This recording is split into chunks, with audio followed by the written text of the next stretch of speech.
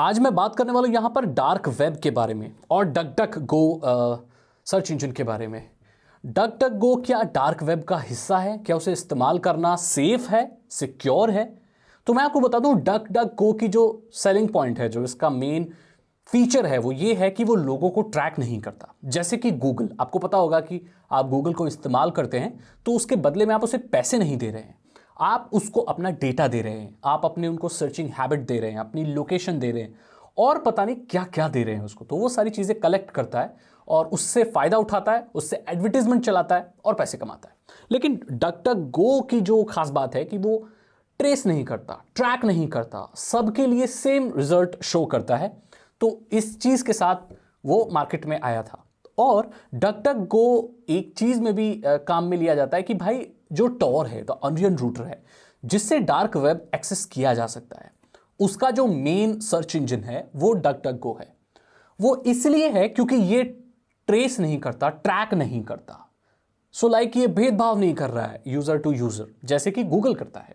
वो लोकेशन के हिसाब से, किसी इंसान के हिसाब से एडवर्टीजमेंट दिखाने के लिए कई बार सर्च रिजल्ट्स को चेंज कर देता है और वो हमारे हमको ट्रैक भी कर रहा है। बट डक डक गो ऐसा नहीं करता। तो देखो भाई, यहां पर ना दो साइड बटी हुई है इंटरनेट पर। एक उन लोगों की जो ओपन सोर्स इस्तेमाल करते हैं, टॉर इस्तेमाल करते हैं, एनोनिमस रहते हैं, थोड़ा साइबर सिक्योरिटी में है, पेन टेस्टिंग में है, जो ऐसी गीकी चीजें करते हैं, लाइक जो थोड़ी एडवांस्ड चीजें हैं। और एक तरफ वो लोग हैं जो बहुत नॉर्मल ऑपरेटिंग सिस्टम इस्तेमाल करते हैं, विंडोज इस्तेमाल करते हैं, फायरफॉक्स, क्रोम, सरफेस वेब पर ज़्यादा रहते हैं और ऐसी स्पेशल वेबसाइट विजिट करने का उनका कोई भी वो नहीं रहता, टॉर वगैरह से वो दूर ही रहते हैं। ये दो गुट बंधे हुए हैं, आप कभी भी स्विच कर सकते हैं, कोई प्रॉब्लम नहीं है इसमें। तो बात करते हैं कि क्या डक डक गो डार्क वेब का हिस्सा है? नहीं है। वो सिर्फ आपको डार्क वेब से कनेक्ट करता है। आप जब डक डक गो पे सर्च करेंगे तो वो अनियन साइट्स, यानी कि जो स्पेशल वेबसाइट्स होती हैं, डीप वेब, डार्क वेब की, जो द अनियन रूटर से आप एक्सेस कर सकते हैं, उसको वो दिखाता है। वो सरफेस वेब पर ही है। अगर आप डक डक गो इस्तेमाल कर रहे हैं तो वो आप अपने नॉर्मल ब्राउजर से भी कर सकते हैं। जबकि एक डार्क वेब वेबसाइट और डीप वेब की वेबसाइट, जो अनियन वेबसाइट है बेसिकली, अगर उसे आप नॉर्मल ब्राउजर से एक्सेस करना चाहें तो आप नहीं कर सकते। उसके लिए आपको स्पेशल ब्राउजर चाहिए और यहां हमारे केस में वो स्पेशल ब्राउजर टॉर ब्राउजर है। So that means duck duck go dark web का हिस्सा नहीं है। वो सरफेस वेब की कैटेगरी पर आता है, लेकिन वो आपको शो करता है ऐसी वेबसाइट्स जो शायद, यहां पर मैं कह रहा हूं शायद, डार्क वेब की हों। ऐसा जरूरी भी नहीं है। क्या ऐसा है कि कोई भी अनियन वेबसाइट डार्क वेब है? ऐसा नहीं है। अनियन वेबसाइट बहुत ही ऐसी भी हैं जो सेफ है, लीगल हैं, बट जो कॉन्सेप्ट है, वो जिस मैकेनिज्म पर काम कर रही हैं, वो वही है जो डीप वेब, डार्क वेब के जो अनियन वेबसाइट्स में इस्तेमाल हो रही है, राइट? तो ये चीज है। अब डार्क वेब के बारे में अब एक और चीज सामने आई है। बहुत सारी न्यूज रिपोर्ट्स और बहुत सारे साइबर सिक्योरिटी रिसर्चर्स, इंटरपोल वाले लोग, CIA वाले लोग, होमलैंड सिक्योरिटी, ऐसे बहुत सारी बड़ी बड़ी अथॉरिटीज हैं, अमेरिका की इंटरनेशनल अथॉरिटीज हैं, इंटरपोल है, वहां पर लोगों को ट्रेनिंग होती है ऐसे लोगों को पकड़ने के लिए जो अपना जो भी धंधा वगैरह है वो डार्क वेब, डीप वेब पर चला रहे हैं। अब बोलेंगे सागर भाई, डीप वेब, डार्क वेब पर धंधा आपको ऑलरेडी पता है। अगर आप मेरे चैनल को देखते हैं, थोड़ा ध्यान से देखते हैं, अगर आपने मेरी डार्क वेब वाली पूरी सीरीज देखी है या एक दो एपिसोड भी देखे, तो आपको पता होगा कि वहां पर सब कुछ मिलता है। लाइक जो आप इमेजिन कर सकते हो वो सारी चीजें, भूत प्रेत आत्माएं बेच रहे हैं लोग। मैं ये नहीं कहता कि भाई वो भूत सच्चा है, वो आत्मा सच्ची है, बट इंडोनेशिया के कुछ ऐसे लोग हैं जो जिन लोगों का मिसकैरेज हो जाता है, वो जो बेबी, अनबॉर्न बेबी होता है, उसकी स्पिरिट्स को वो लोग सेल कर रहे हैं। अब वो कैसे सेल कर रहे हैं, क्या वो एक फालतू चीज है, क्या वो सच है, इसके बारे में मैं नहीं बोल सकता। बट ऐसी चीजों से लेकर, गाजर से लेकर, टूथब्रश से लेकर और क्रिमिनल सर्विसेज तक वहां पर धड़ल्ले से मिलती है। और प्रॉब्लम वाली बात यह है कि अब वहां पर कंपटीशन बहुत ज्यादा हो गया है।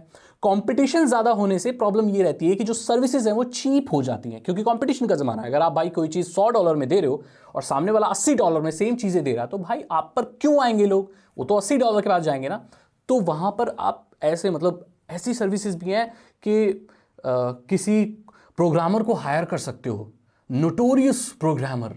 तो ये चीजें हो रही है। $100 से लेके $50 से लेकर उनके सक्सेस रेट भी बहुत ज्यादा है। मतलब ऐसे डेवलपर जो नाम वगैरह नहीं बताएंगे और आपके लिए वेबसाइट बना देंगे, आप उनसे कोई भी वेबसाइट बनवाओ, वो कोई फर्क नहीं पड़ता, उनको बस काम से मतलब है। अब मैं आपको बता दूं कि इसमें से आधे से ज्यादा फेक भी हैं, क्योंकि डार्क वेब पर किसी पे भरोसा नहीं किया जा सकता भाई। वो एक क्रिमिनल मार्केट प्लेस है, वहां पर सब एनोनिमस है, वहां पर कोई अपना असली नाम इस्तेमाल नहीं कर रहा, तो उस चीज के ऊपर भरोसा कैसे किया जा सकता है?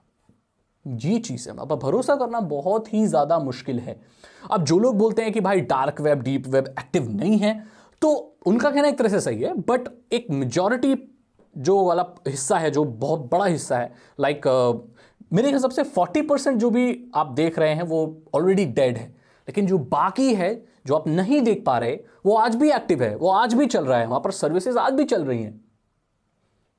इसको पकड़ पाना बहुत मुश्किल है। इंटरपोल वाले ट्रेनिंग दे रहे हैं तो वो भी कुछ भनक लगा के, कुछ ऐसे किसी पे शक है उससे करके ऐसे पकड़ते हैं।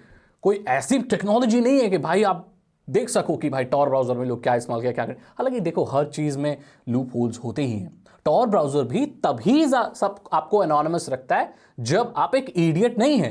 अगर आप इडियट हैं या आपको कुछ मतलब सावधानी बरतते ही नहीं है, तो भाई आप पकड़े जाओगे, सीधी सी बात है। अब चलो टॉर ब्राउजर इस्तेमाल कर रहे हो, आपके लैपटॉप में कोई ट्रैकर है, कुछ डला हुआ, तो भाई पकड़े जाओगे आप। आपकी स्क्रीन रिकॉर्ड करके कोई ब्रॉडकास्ट हो रही है तो पकड़े जाओगे आप। तो टॉर इसमें क्या कर लेगा? अब टॉर ब्राउजर को लोग इस्तेमाल करके विंडो को बड़ी करते हैं, तो उसमें भी वार्निंग आती थी पहले, आजकल नहीं आती शायद। पहले आती थी कि अगर आप टॉर ब्राउजर को फुल स्क्रीन पर चलाओगे तो आपके कंप्यूटर की जो रेजोल्यूशन है, जो स्क्रीन साइज है, वो पता लगाया जा सकता है, वो आपको अलग करता है। अब ये कोई बहुत बड़ा डेटा नहीं है कि आपके उसका स्क्रीन साइज क्या है, बट इसे ये तो पता लगाया जा सकता है ना कि आप टॉर ब्राउजर को किस पे चला रहे हैं। आप लैपटॉप पर चला रहे हैं, आप कंप्यूटर पर चला रहे हैं, कौन से कंप्यूटर पर चला रहे हैं। तो कोई भी डेटा है, वो आपको एनोनिमस नहीं रखता। कोई एक यूनिक आइडेंटिफायर जब मिल जाता है ना, तो एनोनिमस होने का कॉन्सेप्ट ब्रेक हो जाता है। हालांकि ये बहुत छोटा सा फैक्टर है, ये पता लगाना कि आप कौन सी स्क्रीन साइज में चला रहे हैं। बट अगेन, अगर ये किसी को पता है तो एनोनिमस होने का जो कॉन्सेप्ट है वो कहीं ना कहीं टेक्निकली देखा जाए तो वो ब्रेक हो रहा है। तो जो टॉर इस चीज को नहीं चाहता, वो कंप्लीटली आपको एनोनिमस रखना चाहता है, इसीलिए वो वार्निंग आती है। तो मैंने आपको बता दिया यहां पर डीप डार्क वेब पर क्या चल रहा है और कैसे कैसे चीजें आगे बढ़ रही हैं। डक डक गो को इस्तेमाल करना गैरकानूनी नहीं है। डक डक गो एक सर्च इंजन है जैसे गूगल है, राइट? तो अब मैंने आपको proper information they the Dark web के बारे में और डीप वेब और हिडन वेब के बारे में। और जानकारियां लेकर मैं आपके सामने आऊंगा। तब तक के लिए आप मेरे चैनल पर बने रहिए और बाकी की ऑसम टेक्नोलॉजी वीडियोस देखते रहिए। चैनल को सब्सक्राइब कीजिए, बेल आइकन को प्रेस कीजिए। अगर आपको साइबर सिक्योरिटी और इथिकल हैकिंग में इंटरेस्ट है तो डिस्क्रिप्शन चेक कीजिए। 299 रुपीज के 3 इथिकल हैकिंग कोर्सेज हैं जो आसान भाषा में आपको इथिकल हैकिंग सिखा देंगे। मैं मिलता हूं आपसे अगली वीडियो में। Thank you so much and good bye.